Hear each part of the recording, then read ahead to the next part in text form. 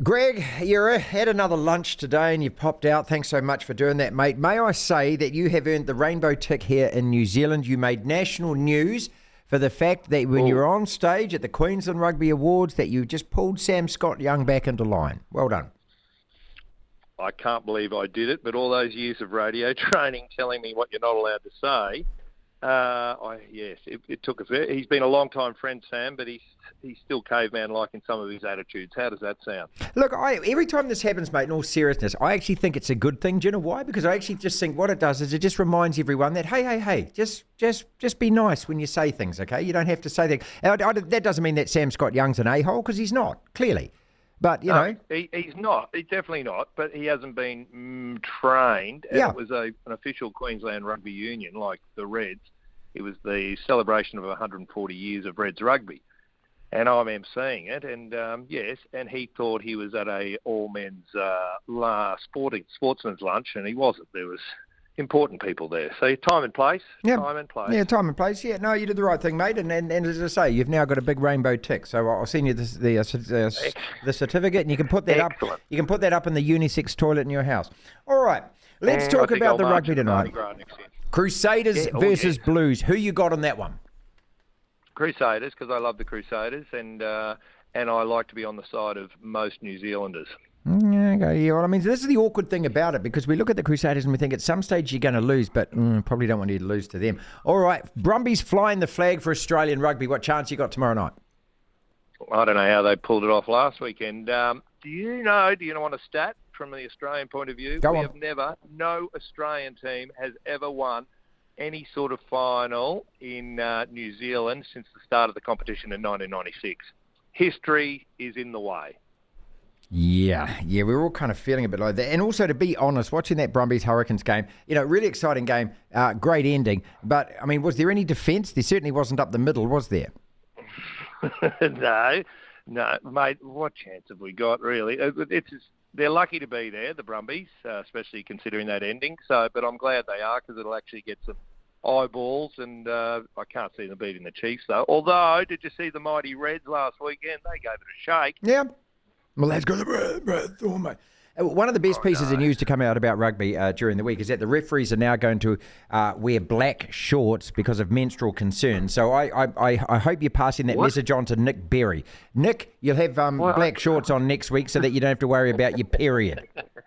Stop it. I didn't know that. That's a great story. I wish I had it for radio this morning. Oh, God. Okay, here's a question for you, mate. What is more chance of happening? The Blues level the series in Brisbane or the Brumbies beat the Chiefs? Oh, the Brumbies beat the Chiefs. Yeah. Mate, I'm a Queenslander, so I can't answer that objectively. I worry, though, the Blues in their camp, you know how they go through their 10-day camps and there's about 8 journalists have to file stories. They're really struggling because the Queenslanders, there's no injuries. Normally we're the underdogs. Oh, so-and-so's injured. Now it's the Blues who are pulling this. Oh, we're the underdogs. Look at us. We're all injured. And Latrell's out. And last game, Nathan Cleary had a toothache. Mate, it's only in the last few years that rugby league players have teeth. He should be considering himself fortunate. But the build-up's going on again, mate. And, oh, God, you see the journos. They come on the news at night time. Oh, I'm live from the camp. And all they do is go, oh, they were stuck in a traffic jam on their way home from training this afternoon. I go, what? No, they're just... Anyway, this is what rugby league does over here. It creates or commands too much information. Have you heard the new one, though, out of the Queensland camp? No, I haven't. Yeah, give it to me. Come on.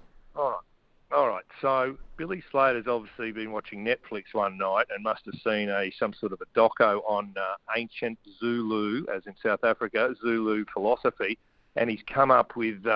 the word Ubuntu. That's the new catch cry. Ubuntu. That's what they've all got to say when things are down. It used to be Queenslander, and you'd start punching someone. That was state of origin. But now it's Ubuntu. Do you know about the Ubuntu philosophy of the Zulus? Now, I tell you what, I know that if I look this up on the internet, my boss is going to have some problems. Well, no. As long as you spell it right. Ubuntu, so it's Ubuntu. I am what I am. Okay. Oh, okay. All right. U-B-U-N-T-U. Yep. And it means I am what I am because of who we all are.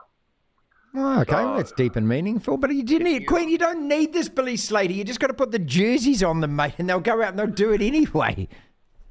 they're playing at Suncorp Stadium in front of 52,500 idiot fans like myself, drunk idiots, and that's who they're playing for.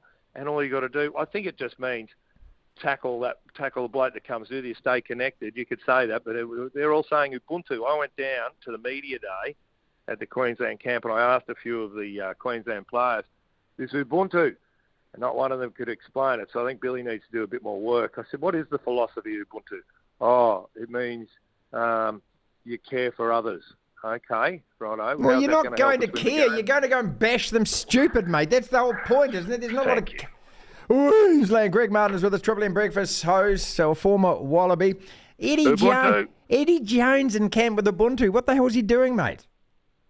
He went down because he loves hanging around with winners, and if you hang around at the Queensland Origin camp and you know what Eddie's job is, it's marketing. He's the head of marketing. Yes, he is. Not just coach.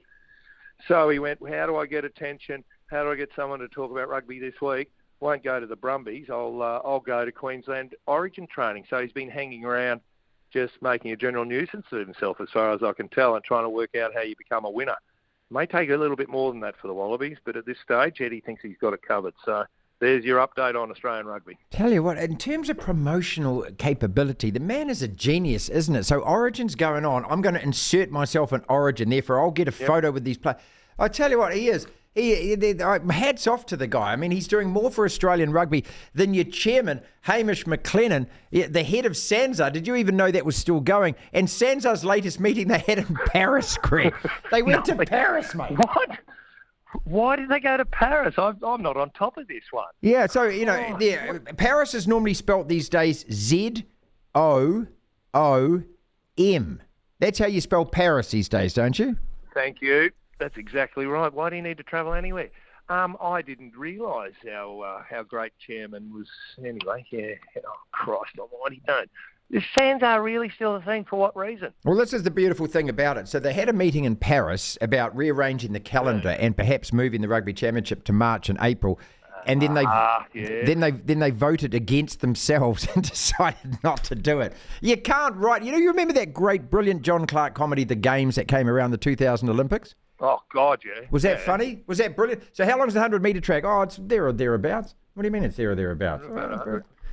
About 96. Whatever we can fit in. Yeah, that's right. Mate, I just think they put a camera on SANZAAR. You can't write comedy like it. Finally, we've got to talk about comedy. You've got to talk about the Ashes, mate. I know that you love, as a Queenslander, love beating New South Wales. What is it like as an Aussie stuffing it to the Poms? Well, you know how Australian society started. We were a penal colony for England. So any people who stole bread or potatoes got sent out here and they thought, right, we've got rid of all the scumbags in our society. That's who Australians are. So, of course, we're going to go, you bastards, we hate you. At any opportunity. You guys feel the same way about England, or were you...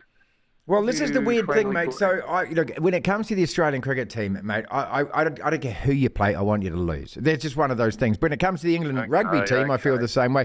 So, I'm sorry, but I'm on that side of the. I'm on the Bazball side of the fence. You love Bazball. Yeah. Okay, mate. We'll show you about Bazball when you play a proper team. I'll show you what happens when you play a team that can absorb pressure and nonsense like Bazball. Bazball, what it is slogging. Yeah. You've been lucky that England have been lucky they haven't played any good teams. Mate, look out. 9:30 your time, 7:30 our time tonight, the Ashes start. It'll probably be over in 2 days. We are so far the superior cricket team on earth. Brendan McCallum and Ben Stokes can get stuff. Okay, can we just also explain to the younger generation that, we're men, we love our partners, we do all of that, we're good men at home and things. But when it comes down to it on a Friday night, if you could leave me in peace in front of the telly with my slippers on and the fire going and I'll fall asleep listening to the Ashes, that would be heaven. Is that heaven? And girls don't understand what's this all about. And they'll go, after 3 hours, who's winning? Well, it's unclear. There's another 4.5 days to go. That's right. And in the end, it might be... No one wins. That's the gorgeous thing about it, yeah. Yeah. It's a delicious draw. Bloody go. Hey, I hope I didn't give you my tip. My wife owns as a part owner of a racehorse that ran last weekend, and I was telling everyone, tipping it to everyone, it's running tomorrow. This is last Friday.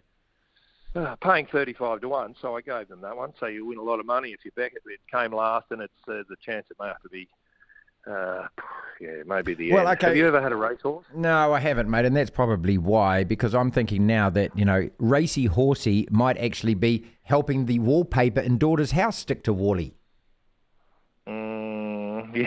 Yes, I know what you mean.